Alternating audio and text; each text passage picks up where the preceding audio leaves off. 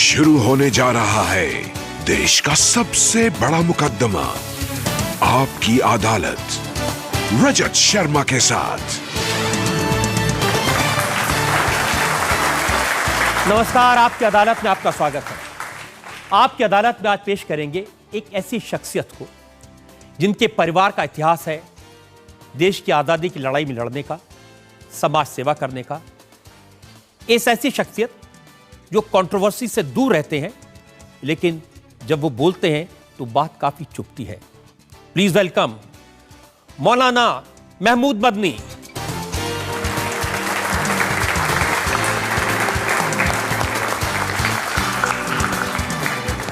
आज के इस मुकदमे में हमारे जज हैं जाने माने पत्रकार डॉक्टर वेद प्रताप वैदिक। इससे पहले कि आपकी अदालत में हम इल्जामात सवालात का सिलसिला शुरू करें, आज के जज डॉक्टर वेद प्रताप वैदिक की इजाजत चाहेंगे आज की कार्रवाई शुरू करने के लिए। शुरू किया जाए। और इससे पहले कि मैं इल्जाम लगाऊं मौलाना मदनी पर, एक नजर डालेंगे इनके बैकग्राउंड पर।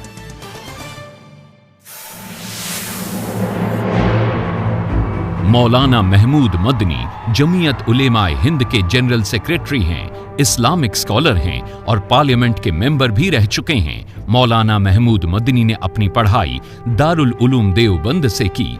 इन्होंने सोशल एक्टिविटी का काम जमीयत उलेमाए हिंद के सहारनपुर डिस्ट्रिक्ट से शुरू किया और अब जमीयत के नेशनल लीडर हैं। मौलाना महमूद मदनी ने गुजरात के अर्थक्वेक के वक्त और कश्मीर के अर्थक्वेक के विक्टिम्स के लिए रिलीफ और रिहैबिलिटेशन का जबरदस्त काम किया।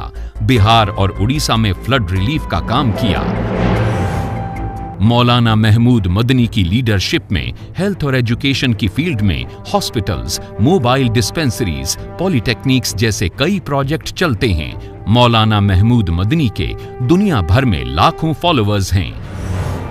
आपकी अदालत में मौलाना महमूद मदनी अपना मुकदमा खुद लड़ेंगे। मुकदमा शुरू करते हैं आपकी अदालत में। पहला इल्जाम मौलाना महमूद मदनी पर। आपकी अदालत में मौलाना महमूद मदनी पर इल्जाम है कि ये भ्रम फैलाते हैं। कैसे कंफ्यूजन फैलाते हैं? योग दिवस 21 जून को पूरी दुनिया में मनाया जाएगा, यूनाइटेड नेशंस का फैसला है। 45 इस्लामिक देश भी हैं जिन्होंने इसको सपोर्ट किया है। उसके बावजूद हिंदुस्तान में मुसलमान भाई बहन वो कंफ्यूज्ड हैं, ये कुछ गलत तो नहीं कर देंगे हम। और मैंने कंफ्यूज किया है। आपने वो कंफ्यूजन दूर करने के लिए कुछ नहीं किया।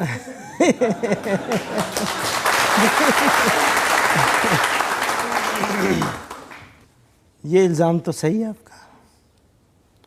बात ऐसी है कि योग अगर इसको एक वर्जिश, ज़िंदगी गुजारने के तरीक़े के तौर पर देखा जाए तो मैं ऐसा समझता हूँ कि ये एक कामयाब चीज़ है, इससे सबको फ़ायदा होना चाहिए। लेकिन हुआ क्या है? हुआ ये है कि इस फ़ायदे की चीज़ को एक ख़ास उसमें रंग में रंगने की कोशिश की। नहीं, मैं आपको बताता हूँ क्या हुआ है। एक ज़माना वो था जब आप स्वामी रामदेव को, जो दुनिया भर में योग गुरु के तौर पर जाने जाते हैं, उनको लेकर के देवबंद गए थे। आज कंफ्यूजन क्या है? इस्लामी तालीम का मरकज़ है मौलाना अबुल कासिम नुमानी साहब कहते हैं कि योग का भगवाकरण करके इसे मजहबी सियासत से जोड़ा जा रहा है। ये गलत है, मुसलमानों को योग नहीं करना चाहिए। पता नहीं वो आपको कहाँ से ये खबर लग गई है, लेकिन इतनी बात ज़रूर है कि कुछ चीज़ें ऐसी हैं जिनको अगर ठीक कर लिया जाए तो इससे सबको फ़ायदा हो सकता है। जैसे कोई ख़ास शब्द कहना योग में ज़रूरी नहीं है, लेकिन उसे ज़रूरी कर दिया गया। जब ज़रूरी कर दिया गया तो फिर एक विशेष समुदाय के लिए उससे बचना ज़रूरी हो गया। आप ख़ास शब्द विशेष समुदाय से गोल गोल क्यों बात कर रहे हैं? मैं आपको सीधा सीधा बताता हूं। कन्फ्यूजन कैसे फैलेगा? आपका इल्ज़ाम दुरुस्त कैसे होगा? अब और कंफ्यूजन क्रिएट कर रहे हैं। नहीं, देखिए, दारुल उलूम वक्फ के उस्ताद हैं मौलाना मुफ्ती आरिफ साहब। उन्होंने कहा कि ये योग की आड़ में सूर्य नमस्कार करवाना, जिसमें सूर्य के मंत्र बोले जाते हैं, ये गैर इस्लामी है। ये तो सभी मानते हैं कि असल में सूरज को देवता मानना, सूरज को खुदा मानना, उसको ईश्वर मानना, ये इस्लाम के जो बेसिक सिद्धांत हैं उसके विरुद्ध है। लेकिन अब तो सरकार ने कहा कि 21 जून को जो योग होगा उसमें सूर्य नमस्कार नहीं होगा। अच्छी बात है, अच्छी बात है अगर सरकार ने ये कहा है। और 21 जून की बात क्यों है, सारी बात कर लेना। 21 जून के साथ क्यों उसको विशेष कर परमानेंटली सूर्य नमस्कार को निकाल दिया जाए? ना, ऐसा है जो गवर्नमेंट ऑर्गेनाइज्ड होगा, जो पब्लिक प्लेसेस पर होगा, स्कूल्स में होगा, उसमें ये नहीं रखा जाएगा। आदमी की मर्जी है, कर सकता है, मैं भी कर सकता हूँ, आप भी कर सकते हैं, कोई भी कर सकता है। देखिए कंफ्यूजन क्यों फैलता है। असदुद्दीन ओवैसी साहब हैं, बहुत तीखा बोलते हैं। उन्होंने कहा कि योग के माध्यम से नरेंद्र मोदी पूरे मुल्क का भगवाकरण करना चाहते हैं।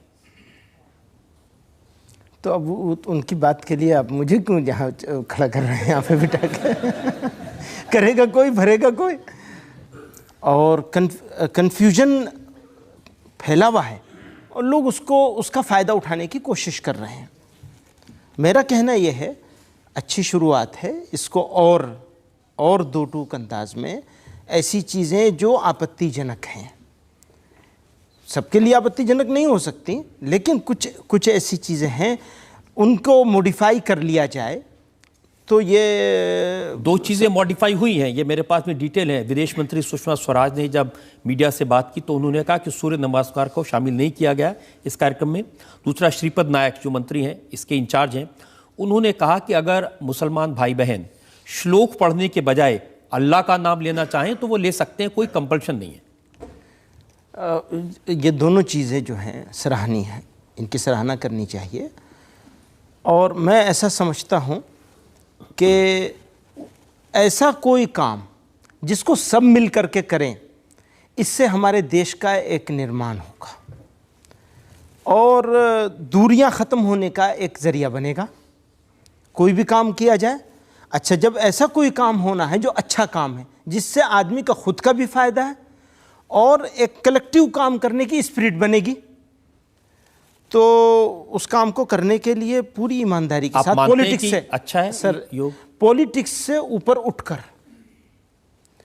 लॉन्ग टर्म विजन के साथ देश के फायदे के लिए पूरी दृढ़ता के साथ, विश्वास के साथ इसको अगर आगे ले जाया जाएगा तो मैं समझता हूं कि अभी शुरुआत है, हर साल आएगा ये मौका, आगे में और बढ़ेंगे लोग आगे। लेकिन देखिए, डिमांड की बहुत सारे उलेमाओं ने, इसमें सूर्य नमस्कार नहीं होना चाहिए, सरकार ने उसको हटा लिया। अब शंकराचार्य स्वरूपानंद सरस्वती महाराज वो कहते हैं कि हर मौके पे मुसलमानों को वीटो क्यों दे देते हो, हर बार इनकी बात क्यों मान लेते हो। उन्होंने कहा सूर्य नमस्कार हटा दो, तुमने हटा दिया तो बड़ी गलत बात है। मैंने नहीं देखा कि उन्होंने ऐसा कुछ कहा होगा, लेकिन आप कह रहे हैं तो ज़रूर कहा होगा। ये आप कहें तो मैं सबूत दिखा सकता हूं, मेरे पास में नहीं, मैंने मान लिया। तो ऐसा आप तो बगैर सबूत के खड़े नहीं होते, आप इतना सारा कागज़ है, मेरे पास तो कुछ नहीं है। बात सिर्फ इतनी सी है कि ये मुसलमानों की बात मानने की बात नहीं है। देखिए, देश में जोड़ पैदा करने की बात है, और जोड़ पैदा करने के लिए अगर जैसे ये सूर्य नमस्कार है, इसके बारे में नायक साहब ने ये बात कही कि जो बिगिनर्स हैं वो तो कर ही नहीं सकते इसे। देखिए, उसको वर्जिश के तौर पर मैंने भी बहुत दिन किया है इसे, और ये आसान नहीं है करना सबके लिए। पहले दिन 21 जून से शुरू कर रहे हैं और किसी को खड़ा कर दें, उसकी तो कमर जाएगी, बेचारा फिर अस्पताल में रहेगा 3 महीने। ये तो पहले 3 महीने 4 महीने प्रैक्टिस होगी, उसके बाद जाकर के आदमी इस पोजीशन पे आता है कि वो सूर्य नमस्कार कर सके, उसके जो 10-12 जितने भी वो पोर्शन हैं। तो उन्होंने ये बात साफ कही है कि इसको इसलिए हटाया गया है कि लोग पहले दिन नहीं कर सकते। लेकिन आपके जैसे लोगों को दिक्कत नहीं होनी चाहिए जो 5 बार नमाज पढ़ते हैं दिन में। हाँ, दिक्कत नहीं होनी चाहिए, लेकिन उसमें परेशानी क्या है? उसमें परेशानी सिर्फ एक है, करने की दिक्कत नहीं है, परेशानी सिर्फ एक है कि उसमें जो श्लोक पढ़े जाते हैं और जिस तरह से सूरज की तरफ रुख करके उसको, सूरज को देवता माना जाता है, तो ये मान्यताओं का सवाल है, अपने एतक़ाद और अक़ीदे का सवाल है। देखिए, हम दो चीज़ों पर कंप्रोमाइज़ नहीं कर सकते, ईमान पर कंप्रोमाइज़ नहीं कर सकते और अपने देश पर कोई कंप्रोमाइज़ नहीं कर सकते, कभी कंप्रोमाइज़ नहीं। अब ये दोनों चीज़ों के लिए हमें लड़ना है। लोग एक चीज़ के लिए लड़ते हैं, हम दो चीज़ों के लिए लड़ रहे हैं। दो चीज़ों के लिए हम अपने जगह पे खड़े हैं और हर कुर्बानी देंगे, ज़रूरत पड़ेगी हर कुर्बानी दी है, आगे भी देंगे। इसको अदरवाइज़ नहीं लिया जाए। और ये कि साहब मुसलमानों की मुँह भराई हो रही है, इससे बिल्कुल नहीं जोड़ा जाना चाहिए। बहुत आदरणीय हैं हमारे स्वरूपानंद सरस्वती जी और मेरे दिल में उनका बड़ा सम्मान है। तो मैं उनको ये समझाना चाहता हूँ आपके माध्यम से और इस प्लेटफॉर्म से, जो बड़ा प्लेटफॉर्म है देश का, कि ये मुसलमानों की मानने की बात नहीं है बल्कि सबको जोड़ने की बात है। अब देखिए, इससे अब राजस्थान सरकार के मिनिस्टर हैं वासुदेव देवनानी, उन्होंने कहा कि चाहे नमाज पढ़ो चाहे सूर्य नमस्कार करो, एक ही बात है।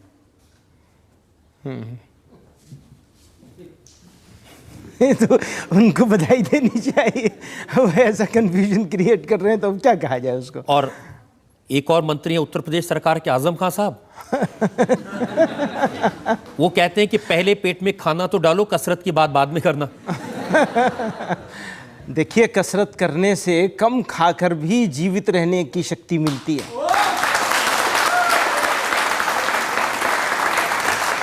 ज्यादा खाना कमाल नहीं है, ज़्यादा खाना कमाल नहीं है, कम खा करके बड़े काम करना कमाल है।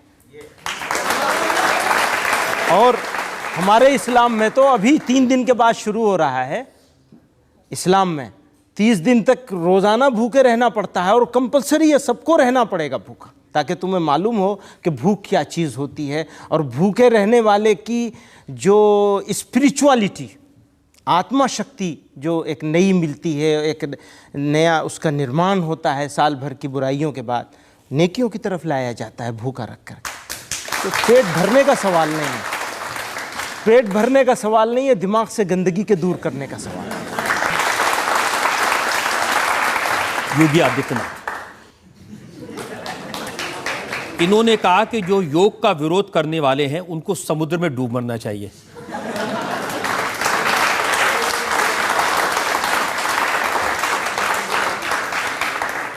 ढूंढना पड़ेगा कि गोरखपुर में कौन सा समुंदर है।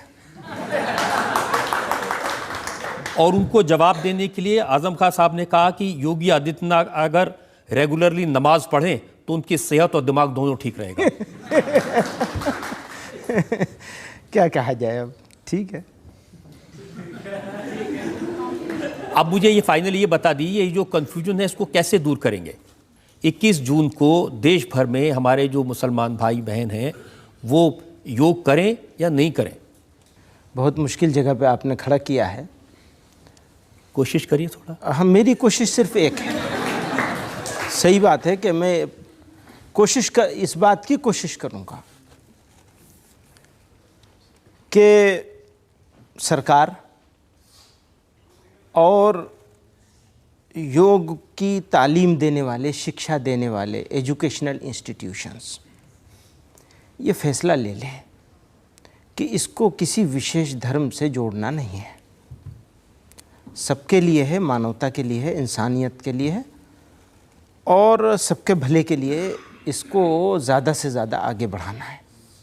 जो जिस उद्देश्य से इसको 21 यानी एक योग डे के तौर पर मनवाया गया, अगर उस उद्देश्य को ईमानदारी के साथ बढ़ाया जाए तो ज़्यादा समय नहीं लगेगा, लोग इसमें शामिल होने लगेंगे। मैं ये उम्मीद करता हूँ कि चीज़ें ठीक हो जाएंगी और सब हो सकता है कि यही सबको जोड़ने का एक सूत्र बन जाए, एक ज़रिया बन जाए। अगर आपने थोड़ा भी कन्फ्यूजन दूर करने में कंट्रीब्यूट किया तो लोग बहुत आपको सलाम करेंगे। मैं लोगों से पूछना चाहता हूँ, अगर इनके मन में कोई शक शुबा है, कोई सवाल पूछना चाहते हैं। जी, आप पूछना चाहते हैं? जी, मैं मदनी साहब से पूछना चाहता हूँ, अगर योग करने से सब लोगों का फ़ायदा होता हो तो इस काम को हमें करना चाहिए, ये सही है? बिल्कुल डिसीजन ठीक है, अगर लोगों को फ़ायदा होता है तो ज़रूर करना ही चाहिए, बिल्कुल, इसमें तो कोई डाउट नहीं है किसी। ये भी एक कसरत ही है, ये भी हो जाए तो सही रहेगा लोगों का। ये आपकी राय है, सेहत मेंटेन। इनको दीजिए। हाँ जी सर, मेरा कहना यह है कि जैसे कि अभी बताया गया ये कोई वीटो पावर नहीं है, अगर ये हमारा फंडामेंटल राइट भी है, अगर वो ऑब्जेक्शनेबल क्लॉज निकाल दिए जाएं तो आप क्या कहना चाहेंगे मुस्लिम ब्रदर्स से कि सबको योग करना चाहिए? देखिए, वही बात मैं बार बार कह रहा हूँ कि जो कुछ ऑब्जेक्शनेबल चीज़ें हैं उनको अगर निकल जाए वो तो करना ही चाहिए सबको।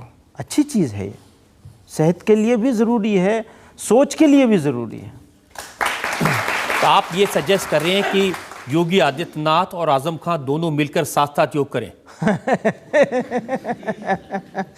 खाली वही दो आदमी भारत है? भारत तो बहुत बड़ा है। ये तो दो, उनकी अपनी अपनी पॉलिटिक्स है, अपना अपना एजेंडा है लोगों का। तो पॉलिटिक्स वालों से क्या एक होने की बात आप करेंगे? इनको तो जब तक अलग नहीं होंगे और अलग अलग बात नहीं करेंगे तब तक उनका पॉलिटिकल फ़ायदा उनको हासिल नहीं होगा पूरा। आप अभी बात कर रहे थे कि सूर्य नमस्कार का हटा देना चाहिए 21 जून को। क्योंकि इस्लाम कहता है कि खुदा के सामने ही झुकना चाहिए। हम इतना तो कह देते हैं कि खुदा के सामने ही झुकना चाहिए, कुरान ऐसा भी तो कहती है कि हर एक पे खुदा देखना चाहिए। तो हम एक कदम आगे क्यों नहीं बढ़ते? मेरे को गालिब का याद आता है कि मस्जिद में बैठ के पीने दे मुझे शराब, या फिर वो जगह बता जहाँ खुदा नहीं है। तो सूर्य नमस्कार कर लेना चाहिए। असल में थोड़ा आप कन्फ्यूजन हो रहा है आपकी बात से। ऐसा है कि खुदा की बनाई हुई चीज़ें हैं सारी, सूर्य हो, चंद्रमा हो, जितनी चीज़ें हैं, ज़मीन, आसमान, सितारे, सब खुदा ने बनाए हैं। तो हम सबसे फ़ायदा उठाएंगे, लेकिन सर जो अगर झुकाएंगे तो वो खुदा ही के सामने झुकाएंगे और किसी के सामने नहीं झुकाएंगे। सूर्य में भी तो खुदा देखा जा सकता है, नहीं? जी, सूर्य में भी तो खुदा ही है, और अगर उससे फायदा होता है, वर्जिश से फायदा होता है, तो फिर हर चीज़ के सामने सर झुका सकेंगे तो उस खुदा की खुदाई को चैलेंज हो जाएगा। ऐसा हमारा। लेकिन सूर्य नमस्कार एक्सरसाइजेस बेनिफिट्स, फिजिकल बेनिफिट्स भी तो देता है। बहुत सारे फिजिकल बेनिफिट्स। इसीलिए कहते हैं कि वो जो एक सूर्य नमस्कार करने के जो तरीक़े हैं, जो उस आसन के, वो एक ख़ास किस्म का आसन है, क्रिया है, उसके करने के जो तरीक़े हैं उसे किया जाए। उसमें से वो अश्लोक हटा दिए जाए, उसको सूरज की तरफ रुख करके करने का तरीक़ा बदल दिया जाए, उसको कंपलसरी ना किया जाए। वैसे भी हर आदमी उसको कर नहीं सकता, उसको हर आदमी कर नहीं सकता आसानी से। जी हाँ। सबसे पहले तो हमें भारतीय होने का गर्व होना चाहिए कि भारत ने जो प्रपोजल संयुक्त राष्ट्र में रखा है उसे अप्रूव हो गया और दुनिया के 177 देशों ने उसका समर्थन किया है। रह गया है विरोध करने की बात। योग जो लाया जा रहा है, जो करने का सरकार ने किया है, उसमें किसी का कंपल्सन तो नहीं है, किसी को ये नहीं, बंदिशें नहीं है कि हमें करना नहीं करना, किसको करना नहीं करना है, या उसके साथ कोई बंदिश लगाई हो। तो इसमें विरोध के कहाँ से सवाल आ गया? विरोध क्यों किया जा रहा है? हमारा ये कहने का मतलब, हम आपके थ्रू अपने देश के सारे मुस्लिम भाइयों से ये कहना चाहता हूँ कि इसमें जो आपको करना है करिए, जो नहीं करना मत करिए। इसमें विरोध करने की बात कहाँ से आई है? विरोध करना नहीं चाहिए हमारे ख्याल से। ठीक है आपकी बात, विरोध करने की ज़रूरत नहीं है, लेकिन क्योंकि इसमें हम ये चाहते हैं कि सब करें, अच्छी चीज़ है, सबको करें, तो फिर उसको ऐसा कंपोजिशन उसका कर दिया जाए कि सब कर सकें। जैसे सुनिए, सभी लोग योगा के बारे में आज की तारीख में, सरकार भी और जितने बड़े बड़े योग गुरु हैं, सब ये बात कह रहे हैं और वो हम उसकी सराहना करते हैं। सब कह रहे हैं इसका धर्म से कोई लेना देना नहीं। ठीक है, नहीं लेना देना। जब लेना देना धर्म से नहीं है तो इसको जो कुछ लोगों ने अपनी अक्लमंदी से इसको धर्म से जोड़ा है, और शायद अच्छाई के लिए जोड़ा होगा, वो भी मैं उसको बुरा नहीं मानता, उन्होंने अच्छाई के लिए जोड़ा होगा, क्योंकि धर्म की वजह से बहुत सारे लोग जुड़ते हैं। तो फिर इसमें से वो चीज़ें जिनकी वजह से इसका धार्मिक होना लगता है, उन चीज़ों को एक साइड कर दिया जाए, जिसको करना हो वो करे। लेकिन जब हम कॉमन जगह पर सब करेंगे तो ऐसा कर दिया जाए कि सबके लिए एक्सेप्टेबल हो जाए, ताकि सबको इसका बेनिफिट हो जाए। बस इतनी बात। बिल्कुल, सबसे बेहतर है किसी धर्म के साथ ना जोड़ा जाए, बस। अच्छा, ये बताइए कि आप योग करते हैं? मैं वो सारे काम करता हूं जिससे मुझे फ़ायदा होता है और मुझे करना चाहिए। बिल्कुल करना चाहिए। चलिए, ये कन्फ्यूजन भी आपने दूर कर दिया। और लेकिन मेरे पास बड़ी लंबी फहरिस्त है। एक ब्रेक के लिए हम रुकेंगे और ब्रेक के बाद मौलाना महमूद मदनी पर इल्ज़ामात और सवालात का एक और बात यह है कि मीडिया है, पॉलिटिक्स है, वो सब लोग ट्विस्ट भी करते हैं चीज़ों को। बात शायद ये है कि नरेंद्र मोदी की तारीफ करना गुनाह है।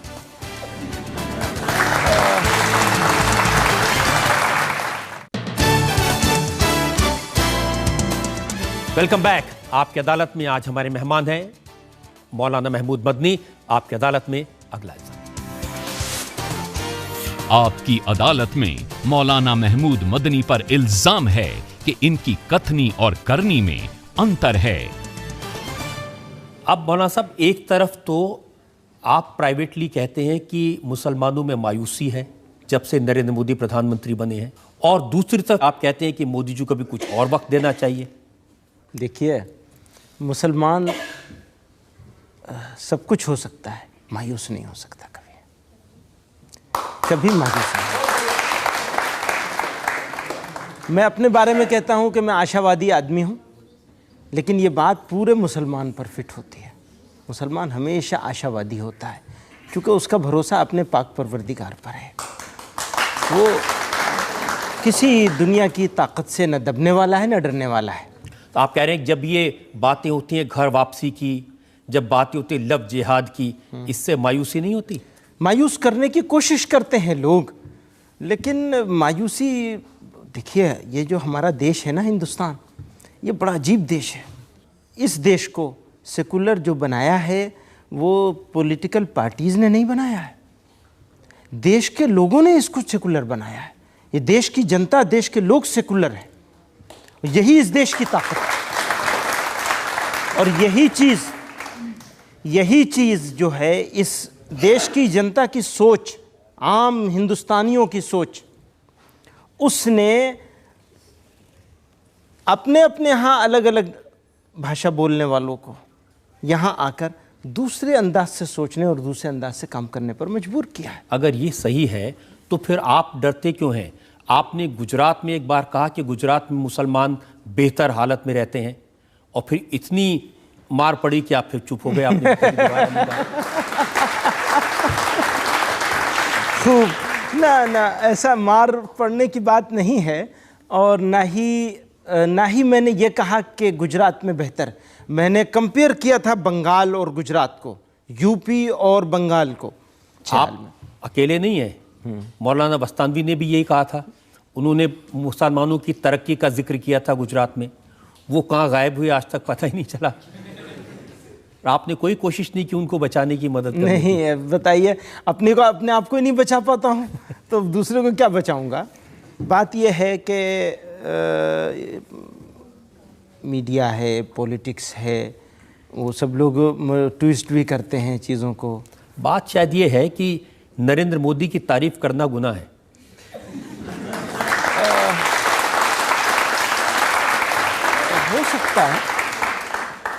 हो सकता है, और लोगों का एक ख़ास रिश्ता है उनके साथ लोगों का एक ख़ास संबंध और रिश्ता है, तो अब उस रिश्ते को लोग निभाना भी चाहते हैं, निभा रहे हैं लोग। देखिए, अभी बहुत सारे उलेमा उन्हें मिले थे और उन्होंने कहा कि आप सबके लिए मेरे दरवाजे खुले हैं, रात को आधी रात भी दस्तक देंगे तो मैं मिलूंगा, आपकी कोई प्रॉब्लम होगी सॉल्व करूंगा। तो आप मिलेंगे? देखिए, ज़रूरत होगी तो ज़रूर मिलेंगे, बिल्कुल मिलेंगे।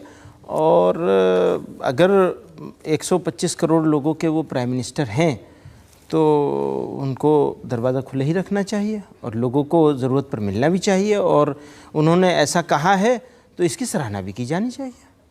आप सराहना भी करेंगे, आप दरवाजे खुले रखने को अच्छा भी मानेंगे, लेकिन जाएंगे नहीं? नहीं, मुझे लगता है आपको ऐसा नहीं है। आपको डर लगता है कि कहीं मुसलमान भाई बहन नाराज ना हो जाएं? नहीं, ऐसा नहीं है। ना, ऐसा नहीं है। हमारे यहाँ तो पहले दिन से ये रेजोल्यूशन है कि रेजोल्यूशन पास किया है बाकायदा हमारी तंजीम ने।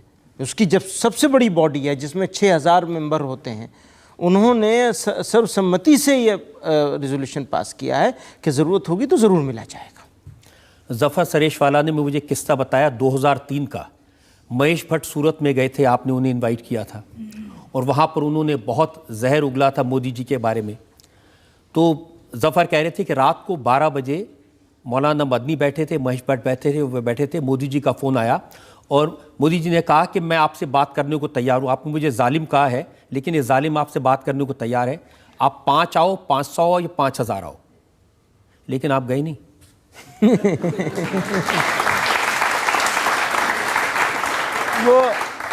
वो मुझे नहीं कहा, भट्ट साहब को कहा। भट्ट साहब ने, वो जहर नहीं उगला था। भट्ट साहब ने एक बात कही थी कि हदीस है, उनसुर अखा का ज़ालिमन व मज़लूमा, भाई की मदद करो चाहे वो ज़ालिम हो या मज़लूम हो।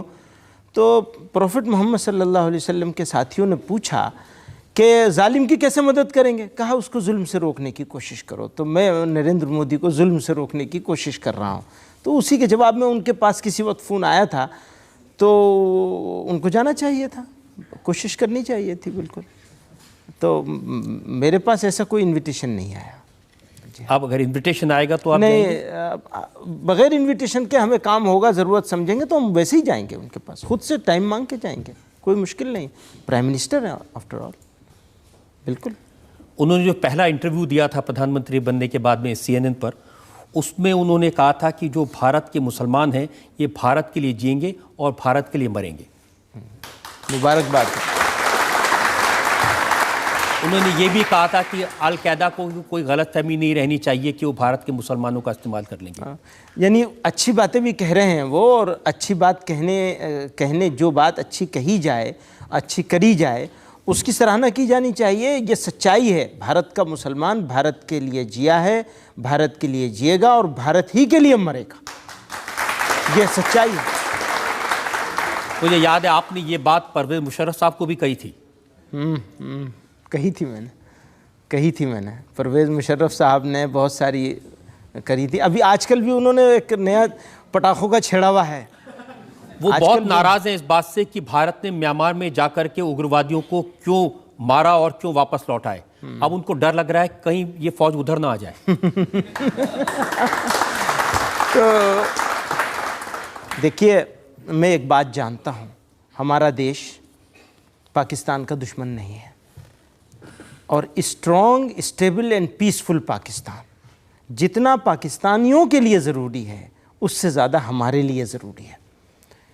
पाकिस्तान की प्रॉब्लम यह है कि वो ख़ुद अपनी उलझन में मुब्तला है। 1971 के ज़ख्म को अभी तक भूले नहीं। अरे भाई भूलो, आगे बढ़ो।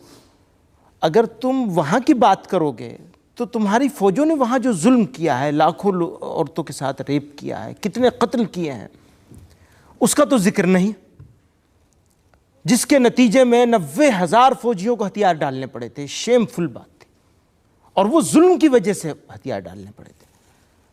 अब आप अपनी उसमें मुब्तला हैं और खुद अपने आप को नुकसान पहुंचा रहे हैं। वो तो धमकी दे रहे हैं, वो कह रहे हैं कि हमारे पास न्यूक्लियर बम है और न्यूक्लियर बम हमने शबे बारात के लिए नहीं रखा है।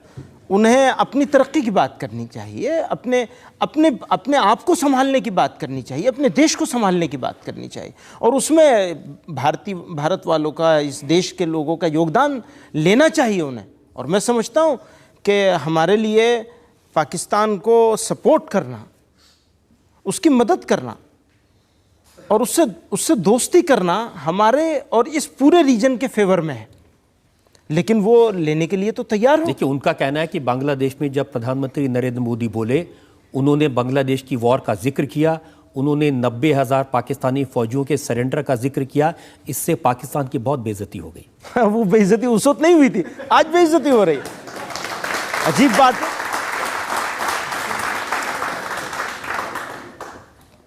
फौज ने, वहां की फौज ने जो जुल्म वहां किए थे, उससे उन्हें शर्मिंदगी नहीं है, उसकी उन्हें शर्मिंदगी होनी चाहिए कि किस तरह से जुल्म किए गए थे निहत्थे लोगों पर, आम जनता पर। उन्होंने कहा कि हमारी फौज भी तैयार है, ये मत समझिए कि हम चूड़ियां पहन के बैठे हैं। हाँ, बात यह है कि फौजें तो तैयार ही रहती हैं, और वो फौजी जनरल हैं तो वो उसी हिसाब से बात करेंगे, फौज के हिसाब से। लेकिन मैं समझता हूँ अमन की ताकत ज़्यादा है, और अमन वाले लोग दोनों मुल्कों में बड़ी अक्सरियत, मेजॉरिटी दोनों मुल्कों में, हमारे इस पूरे रीजन में मेजॉरिटी अमन पसंद लोगों की है। जीत आखिर में अमन की होगी। जंग की बात करने वाले लोग जो हैं कामयाब नहीं होंगे कभी। ज़्यादातर तकलीफ मौलाना साहब उनको इस बात की है कि जो भारत ने म्यांमार में ऑपरेशन किया, उनको ये डर है कि पाकिस्तान में आतंकवादियों को पनाह देते हैं, वहाँ पर टेररिस्ट कैंप हैं, तो कहीं उस तरफ हमारी फ़ौज चली गई तो उनकी मुश्किल हो जाएगी। तो हमारी फ़ौज के बजाय अगर वो खुद ही उसे ठीक कर लें तो ज़्यादा अच्छा होगा, ज़्यादा बेहतर होगा ना। खुद ही ठीक कर लें उसे तो ज़्यादा अच्छा होगा। आपने अच्छी सलाह दी। आप हर बार परवेज़ मुशर्रफ को और पाकिस्तान को कुछ अच्छी सलाह दे देते हैं। नहीं, मैं तो उनसे दोस्ती अपनाइयत की बात करता हूँ। मेरी उनके साथ अपनाइयत है। मेरे पड़ोसी हैं, मेरे देश के पड़ोसी हैं, तो हम तो अच्छा उनकी कामयाबी में ही हम अपनी भलाई समझते हैं। लेकिन कुछ लोग यहाँ भी हैं, उनको भी आप थोड़ी सलाह दीजिए। ये ओवैसी साहब के छोटे भाई हैं, वो कहते हैं कि 15 मिनट के लिए पुलिस हटा लो तो 25 करोड़ मुसलमान 100 करोड़ हिंदुओं को देख लेंगे। ठीक है, वो अपने अपने बोलने का स्टाइल होता है, बोलते हैं। एक उनकी भी याद आती है इलेक्शन के दौरान जिन्होंने कहा था कि नरेंद्र मोदी की बोटी बोटी काट देंगे। ठीक। ऐसे लोगों को कोई सलाह नहीं देता।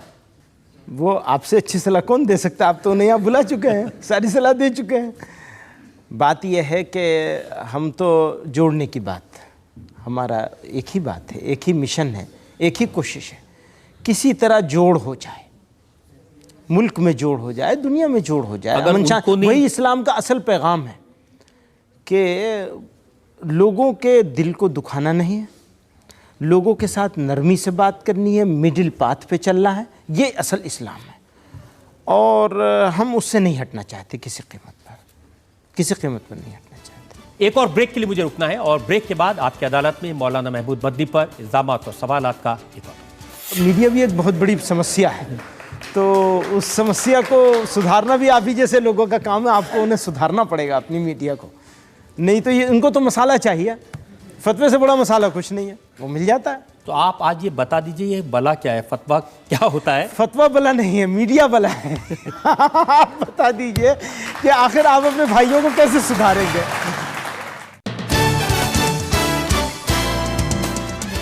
Welcome back. आपकी अदालत में आज हम मुकदमा चला रहे हैं मौलाना महमूद मदनी पर, सवाल पूछ रहे हैं, इल्ज़ाम लगा रहे हैं। आपकी अदालत में अगला इल्ज़ाम।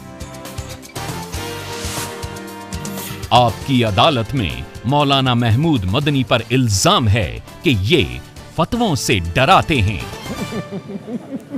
अब देखिए, ये मैंने अखबार में पढ़ा कि मौलाना मदनी ने माइनॉरिटीज़ पर हमलों के खिलाफ फतवा जारी करने की मांग की है। मोदी सरकार से देश में धार्मिक स्वतंत्रता को लेकर दारुल उलूम देवबंद विचार करेगा और पूर्व सांसद महमूद मदनी ने राइट विंग हिंदू संगठनों से इस्लाम को बचाने के लिए फतवा जारी करने की अपील की है। इस्लाम इतनी कमज़ोर चीज़ है कि उसके बचाने के लिए फतवे की ज़रूरत पड़ जाए। मैं ये कहा करता हूँ कि न इस्लाम इतनी कमज़ोर चीज़ है और ना ही मुसलमान ऐसे कमज़ोर हैं। कोई चीज़ कमज़ोर नहीं है। ये जो ख़बर लगी है वो कोरेस्पोंडेंट जो थे साहब, हमारे दोस्त, उनकी मिसअंडरस्टैंडिंग थी। बात कुछ और हो रही थी, फतवा किसी और चीज़ के लिए था। उन्होंने उसको फतवे से जोड़ दिया और ख़बर लगा दी। तो ये सच्चाई नहीं है। मैंने ऐसा कोई फतवा लेने की कभी कोशिश नहीं की, इसकी ज़रूरत भी नहीं है इस देश में। और अगर ज़रूरत समझेंगे तो फिर डंके की चोट पे कहेंगे। तो कैसा फतवा लेने की कोशिश की आपने? वो बिल्कुल डिफरेंट चीज़ थी। वो ये था इबादत गाहों से मुताल्लिक़, धार्मिक स्थल जो हैं। अभी चंद रोज़ पहले किसी ने कहा कि गैर कानूनी इबादत गाहें बनी हुई हैं, उनको तोड़ने की मुसलमान हिम्मत करें तो फिर सारी हटाई जाएंगी। शिवसेना की तरफ से ऐसा कुछ कहा गया। मैंने कहा मोस्ट वेलकम, मैं वेलकम करना चाहता हूँ इसे। जितनी भी इलीगल इबादत गाहें हैं, किसी भी धर्म की हों, किसी भी मज़हब की, धार्मिक स्थल, उन्हें सबको तोड़ना चाहिए, हटाना चाहिए। और हम अपना योगदान देने के लिए तैयार हैं इसमें, आगे बढ़ के। कोई भी गैर कानूनी चीज़ धर्म के नाम पर नहीं रहनी चाहिए, हटा देना चाहिए। यह हमारे ख़ुद इस्लाम के लिए ज़रूरी है। अभी राजस्थान में किया है, मेट्रो लाइन बनाने के लिए हनुमान जी का मंदिर सड़क के बीचों बीच था, तो हनुमान जी को नोटिस दे दिया। ठीक है, देख ली होगी नोटिस देने वाला ने। और वो मंदिर हटा और मेट्रो बनी वहाँ पर।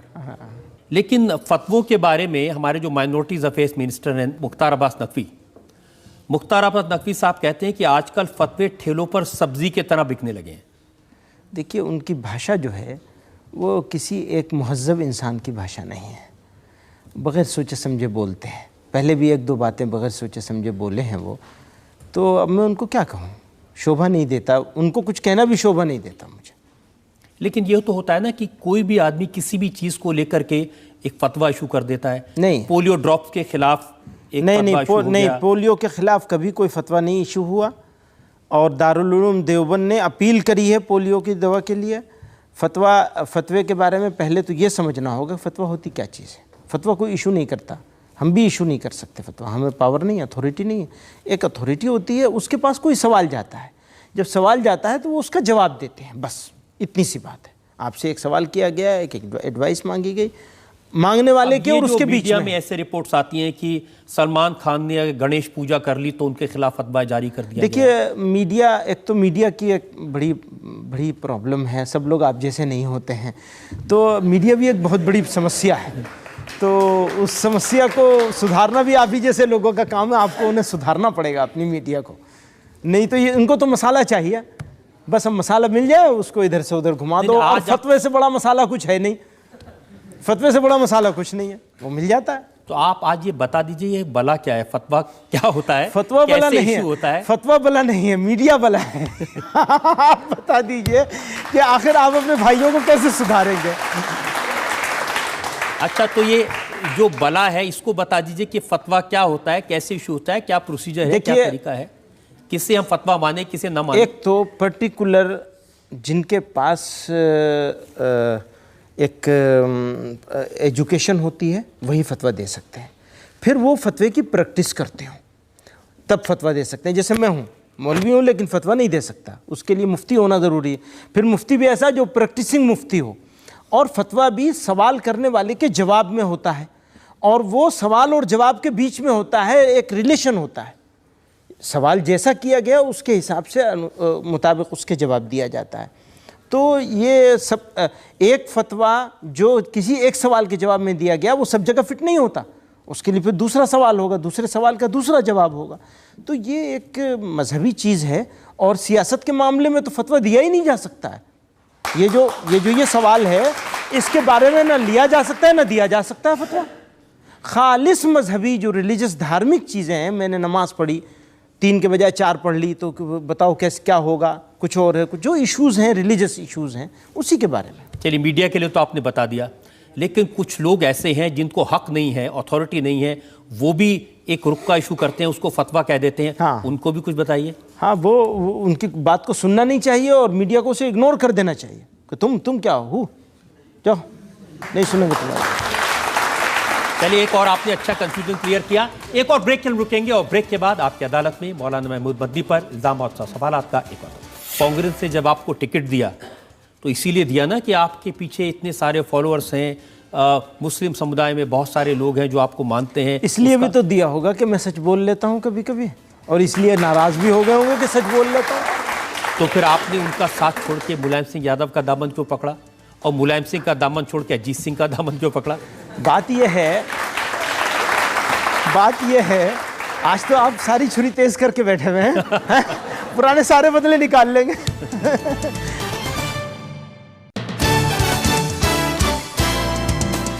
Welcome back. आपकी अदालत में आज हमारे मेहमान हैं मौलाना महमूद मदनी। आपकी अदालत में अगला इल्जाम।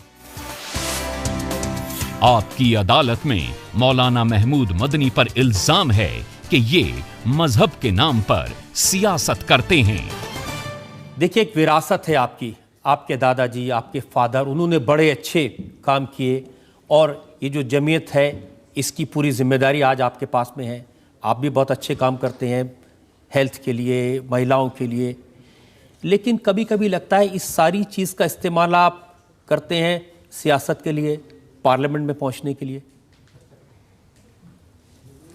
ये तो बड़ा गंभीर इल्ज़ाम है, मैं नहीं समझता कि मैंने इसका कोई इस्तेमाल किया है, लेकिन अगर मुझे अन्याय का विरोध करने के लिए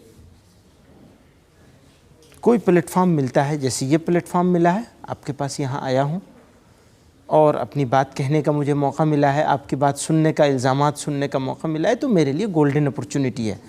बहुत सारे लोग ऐसा सोचते हैं, आपने उसको आवाज़ दे दी कि हमने सियासत के लिए धर्म का प्रयोग किया है, मज़हब का इस्तेमाल किया है, लेकिन धर्म जो है, मज़हब जो है, ये इस्तेमाल करने वाली चीज़ नहीं है। देखिए, आपने इस्तेमाल किया हो न किया हो, कांग्रेस ने जब आपको टिकट दिया तो इसीलिए दिया ना कि आपके पीछे इतने सारे फॉलोअर्स हैं, मुस्लिम समुदाय में बहुत सारे लोग हैं जो आपको मानते हैं। इसलिए भी तो दिया होगा कि मैं सच बोल लेता हूँ कभी कभी, और इसलिए नाराज़ भी हो गए होंगे कि सच बोल लेता हूँ।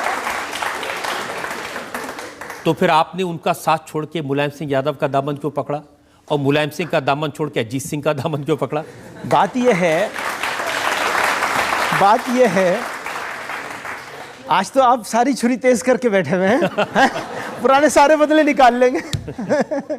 बात यह है रजत जी कि मैंने एक बात मैं जानता हूँ अच्छी तरह से, ईमान एक ऐसी चीज़ है जिसके ऊपर कोई कंप्रोमाइज़ और सौदा नहीं किया जा सकता। वो तो सब कुछ कर ले, हम कुछ नहीं कर सकते। जो हमारी बात नहीं मानेगा हम उसको कटघरे में खड़ा करेंगे। राजस्थान में क्या हुआ था, हमने राजस्थान में कहा हमें डराओ मत, हम पानी का बताशा नहीं है कि पानी पड़ेगा और पिघल जाएंगे, कोई आए और कोई जाए, कोई फ़र्क नहीं पड़ने वाला है। इन्होंने कहा इन्हें मोदी प्रेम हो गया है। अरे भाई, हो गया होगा मोदी प्रेम, लेकिन जो बात सही है वो कही जाएगी। अगर आप इंसाफ नहीं करेंगे, अगर आप न्याय नहीं देंगे, अगर लोगों के साथ अपनी जिम्मेदारी को अदा नहीं करेंगे, तो फिर आपके साथ रहने का क्या मतलब है, क्या माना है? लेकिन वक्त वक्त पर आपका प्रेम बदलता है ना। देखिए, आपने कहा सोनिया गांधी मुझे बहुत पसंद है, वो देश के बारे में जितना सोचती है मुझे अच्छा लगता है। काहे के बारे में? देश के बारे में। हाँ। उसके बाद फिर आपने कहा कि ईमानदारी और गंभीरता के लिहाज से मैं मनमोहन सिंह से प्रभावित हूँ। पूरा मुल्क प्रभावित नहीं हुआ, आप ही अकेले प्रभावित हुए। आज भी एक बात समझ लीजिए, आज भी वो इस देश के फॉर्मर प्राइम मिनिस्टर हैं, और आज भी जितने सिंसियर लोग हैं इस देश के, वो इस बात को मानते हैं कि देश के लिए उन्होंने जो किया है इस 10 साल में, बहुत कम लोग इतने कम समय में इतना सारा काम कर सकेंगे। लोगों के प्रभावित होने न होने की तो अलग बात है, आज भी कहता हूँ। अगर वो इतने अच्छे हैं तो फिर आपने कहा कि निजी तौर पर मैं मुलायम सिंह को सबसे बेहतर नेता मानता हूँ।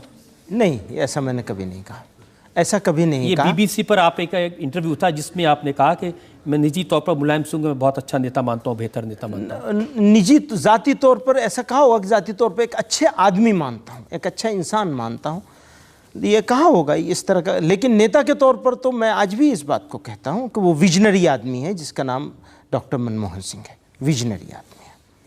तो आजकल भी आप कोई पार्टी आपको तलाश रही है या आप किसी पार्टी को तलाश रही हैं?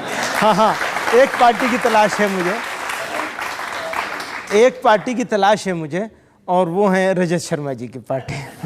आपके साथ ज्वाइन होने के लिए तैयार हूँ। मेरी तो एक ही पार्टी है, जो देश की जनता बैठी है, यही मेरी पार्टी है। बस तो फिर मेरी भी वही पार्टी, कहाँ जाएंगे उससे बाहर। तो आइए इसी जनता से पूछते हैं इसके मन में क्या सवालात हैं। जी, आप मैं महिलाओं के चांस हैं सेकेंड रो में। हमारा देश आज़ाद हो चुका है, पर मुझे लगता है कि हमारे मुस्लिम भाई बहन अभी भी आज़ाद नहीं हैं। आप लोग जो बोलते हैं उनको वही करना पड़ता है। सूर्य नमस्कार नहीं करना तो नहीं करेंगे, उसको वोट देना है तो उसी को देना है। नरेंद्र मोदी अच्छे नहीं हैं तो वो नहीं अच्छे हैं। आप लोग जो बोलते हैं वही वो आप सारे मुसलमान भाई बहन मानते हैं। उनको कब आज़ादी मिलेगी, कब वो अपने फैसला लेने के लिए आज़ाद होंगे? आप लोग बहुत ज़्यादा उनको दबा कर रखते हैं, ये चीज़ ठीक नहीं है। हम एक हिंदू होने के नाते या मुस्लिम होने के नाते मैं ये क्वेश्चन नहीं पूछ रही हूँ। मेरे को देखिए, मैं सब्जी लेती हूँ, मुसलमान भाई से लेती हूँ, कपड़े सिलवाती हूँ, टेलर मेरा मुस्लिम है। कोई मेरे को ऐसा नहीं लगता कि हिंदू मुस्लिम में है कोई भी होना चाहिए। ऐसा कंट्रोवर्सी जो है या ऐसा जो कुछ भी होता है ये आप लोगों से शुरू होता है और जो आम आदमी उसका भुगतान करता है, चाहे वो हिंदू हो चाहे वो मुसलमान हो।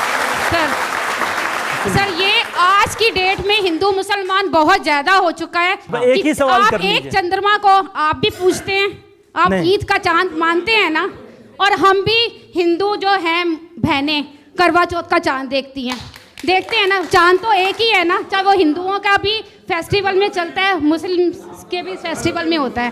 तो कल को ये सिख और ईसाई भी कल को ऑब्जेक्शन कर सकते हैं कि ये चांद हमारा नहीं है। फिर आप क्या करेंगे? आप क्या ईद का चांद बदल देंगे?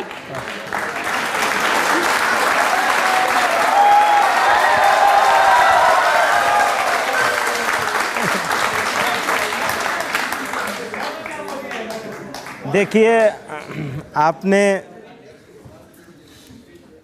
दो तीन 4 5 6 7 8 9 10 बातें कही हैं, और उसके लिए नहीं, आप बहुत अच्छी टीचर हैं और बहुत अच्छी टीचर हैं, सबक अच्छा पढ़ाया आपने। देखिए, एक बात आपने कही है वो बहुत ही इम्पोर्टेंट है, वो है लोगों का आपस में जुड़ना। ये सारी चीज़ों से ज़्यादा बड़ी चीज़ है।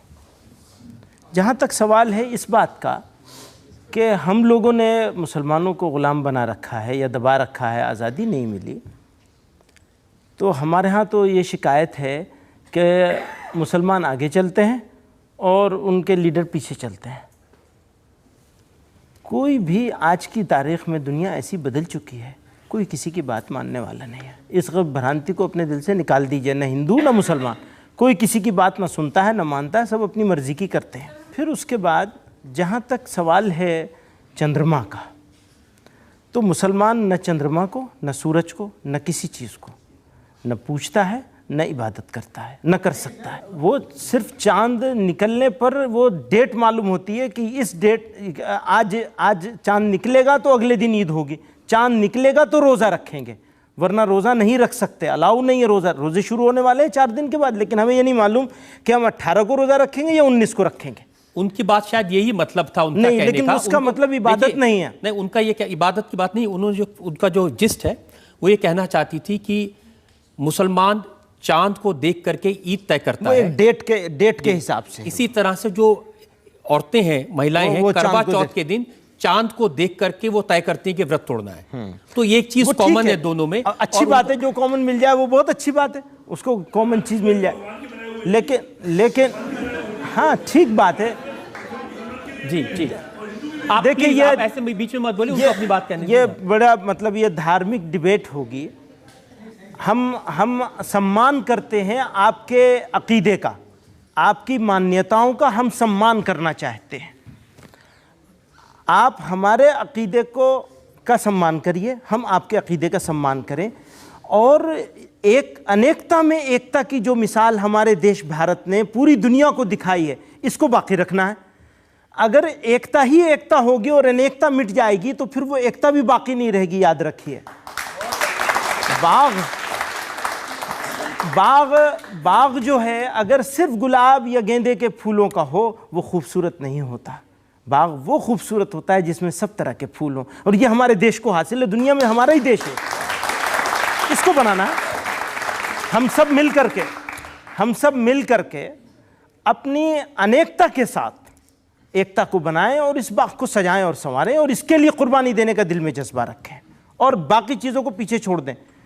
जब एक जैसे लोग भी अगर एक जगह रहते हैं, उनमें झगड़े होते नहीं होते। मुसलमानों के बीच में भी लड़ाइयाँ होती हैं आपस में, हिंदुओं के बीच में भी लड़ाइयाँ होती हैं, सिखों के बीच में भी, कहीं ज़मीन का झगड़ा होता है, कहीं खाने पीने का झगड़ा होता है। तो अब वो तो झगड़ा ठीक, अगर हिंदू मुसलमान के बीच में झगड़ा हो जाए तो वो झगड़ा धर्म की वजह से हुआ है, धर्म की वजह से नहीं हुआ है, अधर्म की वजह से हुआ है, धर्म की वजह से नहीं हुआ। धर्म तो जोड़ने का काम करता है। इस धर्म का प्रयोग हम देश को मजबूत बनाने के लिए करेंगे। आप अपने हिंदुत्व का प्रयोग कीजिए, देश को जोड़। हिंदू नाम किस चीज का है? करुणा का है। हिंदू नाम है दया का, गरीब को रास्ता दिखाने का। आप मुझसे पूछे इस्लाम किस चीज का नाम है? यही तो मिलेगा, और क्या मिलेगा? ढूंढिए। तो हम अगर अपने धर्म का इस्तेमाल करें, प्रयोग करें जोड़ने के लिए, जो कि असल में आया ये इंसानियत और मानवता को जोड़ने के लिए, लोग इसका इस्तेमाल कर रहे हैं तोड़ने के लिए। ऐसे लोगों से बचना है, मुसलमानों को भी बचना है और दूसरों को भी बचना है, और बचकर हमें एक होकर अपने देश को बनाना है। सवाल मुझे लगता है इसके बाद न कोई इल्जाम लगाने को बचा है और न कुछ पूछने को बचा है। मैं एक ब्रेक ले लेता हूं, हम एक ब्रेक रुकेंगे और ब्रेक के बाद सुनेंगे आपकी अदालत में आज के जज डॉक्टर वेद प्रताप वैद्य का फैसला आज के मुकदमे में।